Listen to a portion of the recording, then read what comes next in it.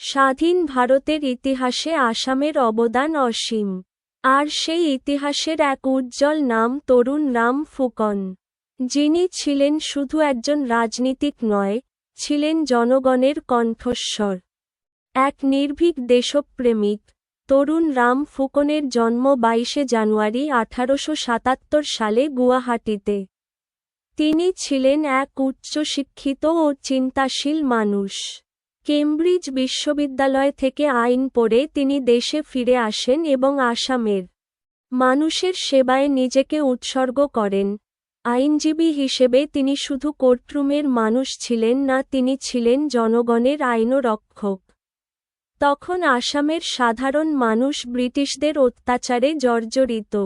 তরুণ রাম ফুকন তাদের পাশে দাঁড়ান, আইনি সাহায্য দেন এবং সাহস যোগান। 1919 সালে তিনি ভারতীয় জাতীয় কংগ্রেসে যোগ দেন এবং আসাম প্রদেশ কংগ্রেস কমিটির সভাপতি হন।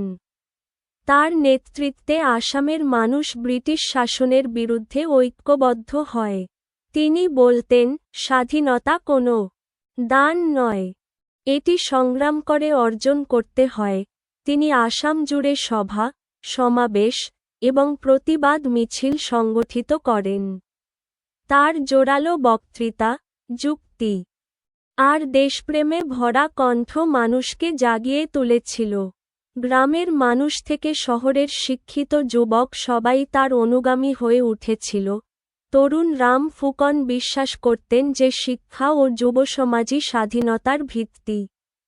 তার প্রভাবে আসামের তরুণেরা স্বাধীনতা আন্দোলনে সক্রিয়ভাবে অংশ নিতে শুরু করে। তিনি বলতেন, যুবকরা যদি জাগে তবে শৃঙ্খল ভাঙবেই। ব্রিটিশ সরকার তার জনপ্রিয়তায় আতঙ্কিত হয়ে পড়ে। তাকে বহুবার সতর্ক করা হয়, কিন্তু তরুণ রাম থামেননি। 1921 সালে তিনি নন কোঅপারেশন মুভমেন্ট এর নেতৃত্ব দেন আসামে। ব্রিটিশ সরকার তাকে গ্রেফতার করে জেলে পাঠায়। কারাগারে থেকেও তিনি আন্দোলনের চেতনা ছড়িয়ে দেন।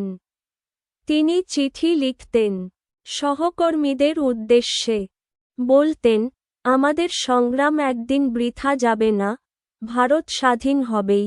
তার সেই আশাবাদ মানুষকে আরও দৃঢ় করেছিল।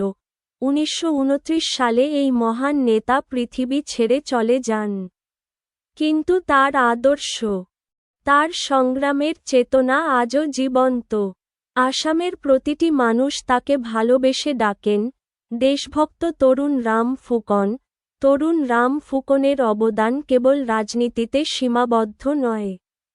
তিনি ছিলেন সমাজসেবক, শিক্ষাপ্রেমী এবং সত্যিকার অর্থে এক আদর্শ নাগরিক।